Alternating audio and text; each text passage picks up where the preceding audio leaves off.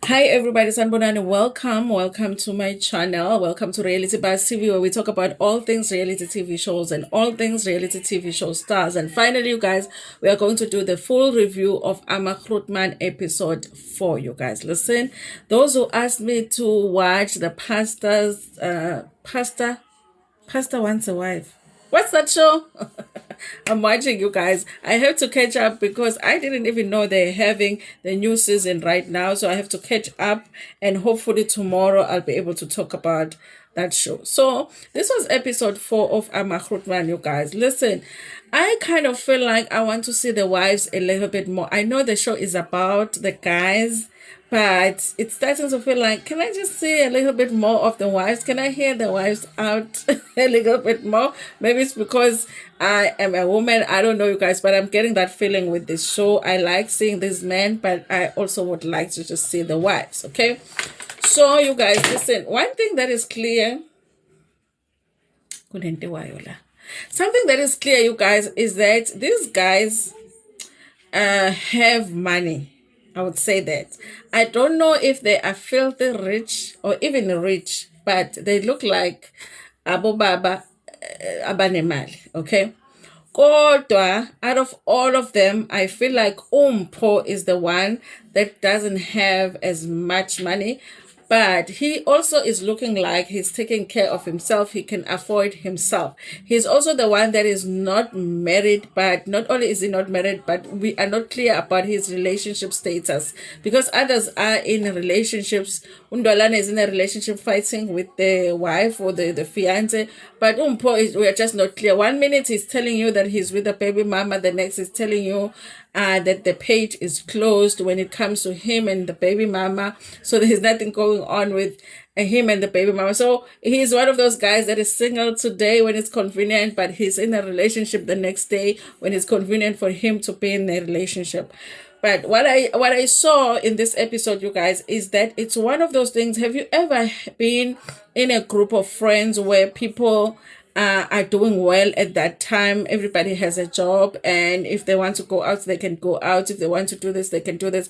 But you are not in that position as a friend, but they live a life and invite you to that life as if you are also doing as well as them. Okay. I try. I don't know, you guys. My friends might tell a different story, but I do try that if we're going to be doing something with friends, and I'm the one that is initiating whatever it is that is going to be done, I try to be conscious about the financial, status of everybody. Okay. If I need to talk to a friend on the side and say, listen, my friend, I do understand, you can still come. This is what we're going to do. Between me and you, this is what we're going to do. Sometimes as a group of friends, we'll be like, no, guys, kulegani, everybody, and we'll see what we do with the bill. Okay. But these friends right here, I was like, they were talking about the Stockvel. This is the scene that is towards the end of the episode, actually. But I thought it was an interesting scene for me because they are having a Stockvel meeting. Okay, so they have a Stockvel where they were contributing money, I think, every month. They did not reveal how much they were contributing. Now, they wanted to get into a project where they raise money to build student residences. Okay, now, in order for them to raise money, they need to contribute more than what they were currently contributing. And there was a suggestion for them to contribute 3,000 rands a month. And I thought, okay, 3,000 rand is fine if you just money Stockvel, one of those Stockvels where at the end of the year and you can have extra money or December or extra money or January. But if you're talking about a project of building student residences, I was like, I don't know if 3,000 is enough. Okay. I did support the idea of they're going to need to contribute more than just 3,000. Otherwise, this project will take forever to materialize, or they just need to get funding somehow. Now, the suggestion ended up being that they need to contribute 5,000 rands each every month. Okay. Now, at some point, Umpo, in another conversation with one of the guys, was talking about how he is taking taxis to work. Okay, because he was saying that the baby there's somebody that belongs to the baby mama's family. He says that he doesn't even get in the same taxi as that person because they always raise this issue of him with the child. We are still going to talk about that issue. So he basically admitted that he uses taxis to work. Okay. I feel like anybody that can afford a stokfel 5,000 rands a month, that person will be able to afford a car.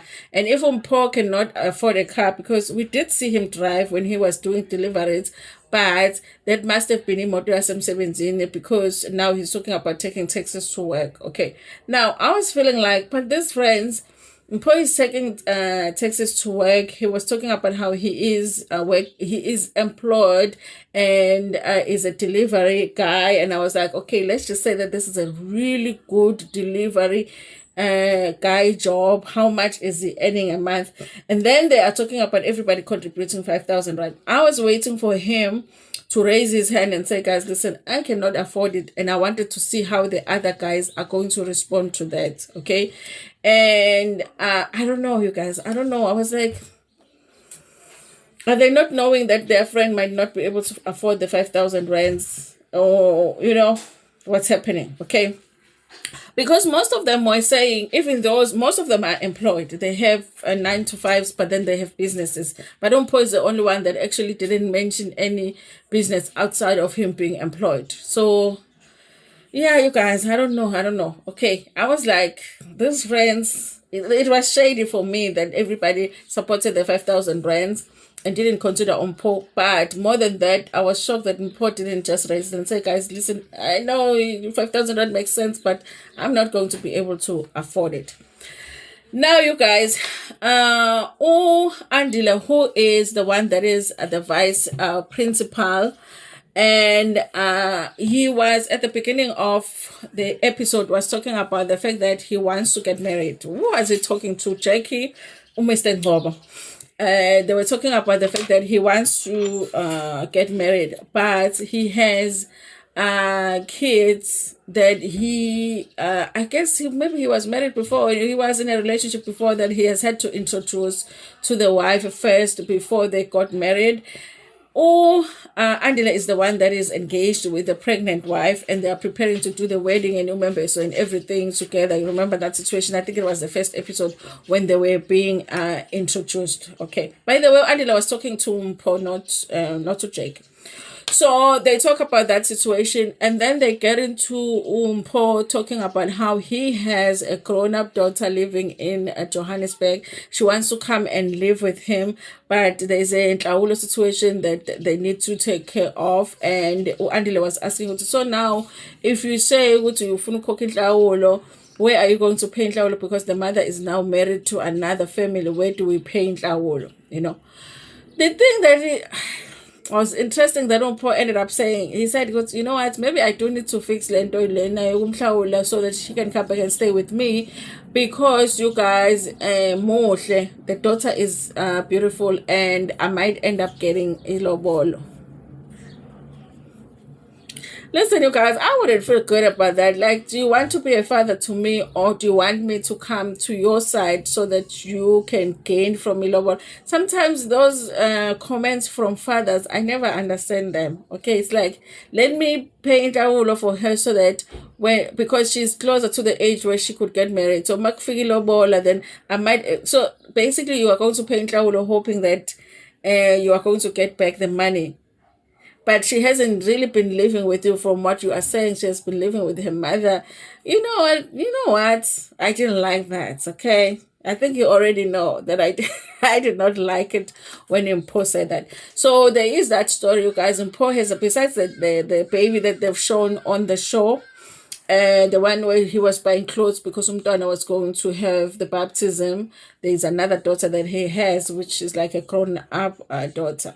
Even with this young child, you guys, there's a conversation they have where he mentions that he thinks that he should have a DNA on the child. So I was like, then you need to do a DNA as soon as possible then, if you are doubting the paternity of a child. So I don't know if it's because he was drunk at that time, but I feel like any man that has any questions about a child's DNA, they should just do a DNA. If you have any doubts that the child is lost, just do a DNA. Okay, just solve it immediately.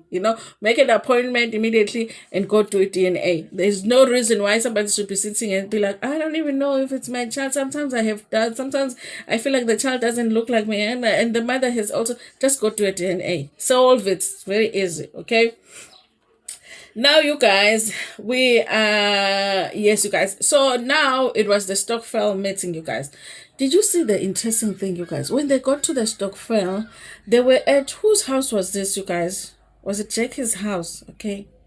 So they were having a Stockvel meeting. So apparently, bekukade kushoniwe ka Jackie, the Mapoloba guy, ne? And then Ubonga was asking the other one, was asking Ungcobo ukuthi, how did the funeral and whatever go? And he held his hand.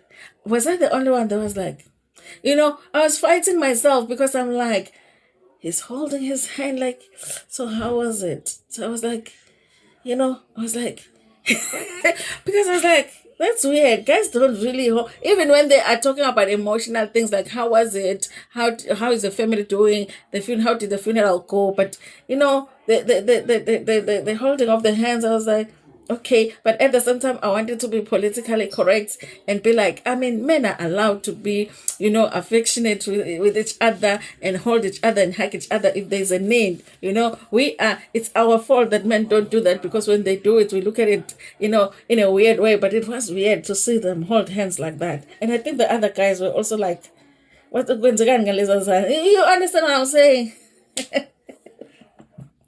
So I was like, I had that moment of, okay.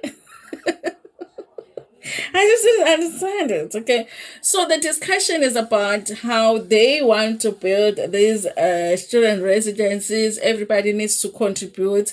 And Ubonga was feeling like the contribution money that they're talking about is too low. It feels like they want to build the back rooms. I also was feeling like that. The project sounds like a really big project. Okay, it's in the millions. To do something like that, you will have to have the millions to do it. So I was like, there is like, I think it's like 6 of them, 3,000 rands a month. How long is it going to take them?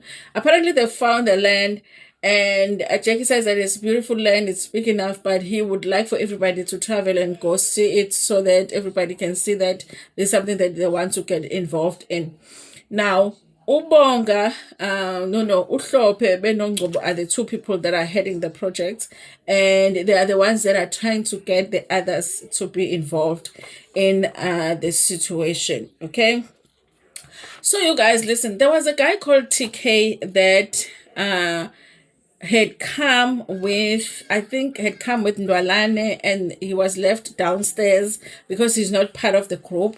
And at some point he just comes downstairs. I think the guy wants to be part of the show, but they don't really want him to be part of the show.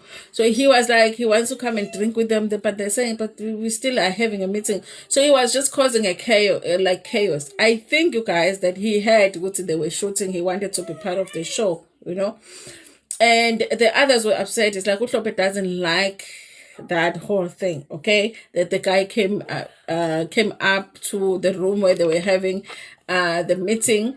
So it ended up being that conflict. Later on, they had a conversation to say, listen, if we're having Stockvel meeting, it's Stockvel meeting. We shouldn't be having to deal with people that are not part of the Stockvel.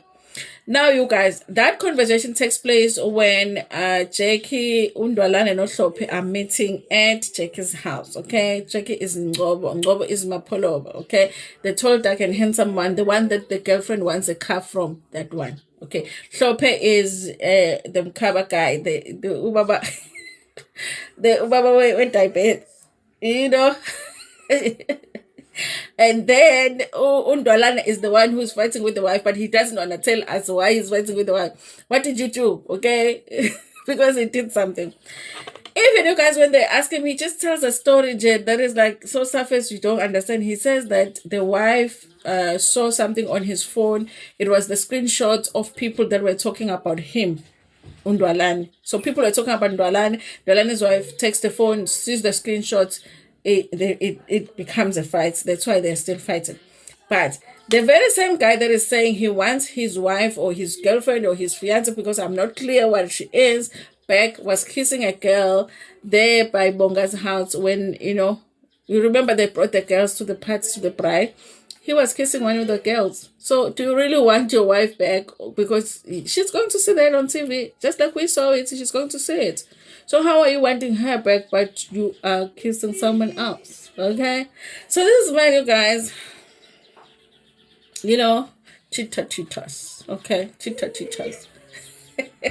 Sisesiqiwini lana, isiqiwi nje baningi ama-cheater. You see a cheater, you see a cheater. You think you're going to say lion, there's another cheater, there's another, too many cheaters here, So you guys, I did like the fact that when they were showing us the preview of the next episodes, we are going to be seeing Bonga's wife again. We're going to be seeing Hlophe's wife again, but I don't like the story that they're going with. I think the story of the second wife has been overly done in South Africa. We are tired. Okay, if I say that as the nation we are tired of those storylines. Okay, I wish that they could have come up with something different, but once again, you guys, we are going to be on TV watching women being bothered with nonsense. Okay, which is that these men are just going to decide now they want second wives. I mean, really now, okay? So, but the fact that we are going to be seeing the wives in the next episode, I like it, okay? I like the fact that we see the wives. I would love to see more of the kids as well. I would like to see relationships between these fathers and their kids, okay? Just like we saw Bonga with his sons going out and having conversations, I would like to see the other guys. So just, not just them grooving and dealing with business, I would like to see families in on this show, yes. But so far, you guys, it is watchable. I do understand the people that are saying they're not watching because it's just watching men disrespecting their wives, cheating on their wives, and I'm like, I understand you, I get you, but the reality of the situation is that that's what men do, okay? They're not supposed to do it, but they do it all the time, okay? So I am still watching the show. Anyway, you guys, that's all that I wanted to talk about. Tell me what you think about this in the comments. What do you think about that 5,000 rand, Is Impo going to be able to contribute 5,000 rands a month? Anyway, thank you so much for watching this video. Please like it before gonna share it with your friends, with your family, and even with strangers. Getting it thunder.